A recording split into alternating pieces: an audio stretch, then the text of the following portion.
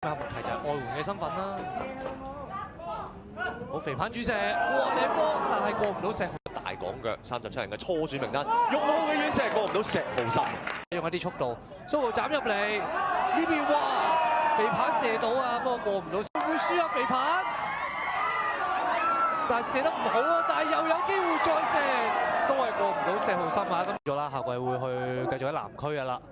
咁佢而家就係一個借將嘅身份啊，傑志今場嘅夠膽爆埋落去，入咗禁區，佢冇跌到啊！呢下選擇去埋射，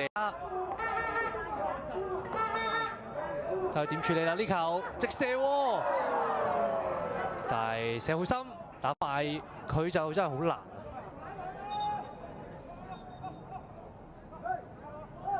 波開翻㗎啦，石浩森。迪美路夫嗰個訓練嘅呢邊游卓峰靚喎，俾到蘇哥一射，過唔到石浩森啊！今次都係。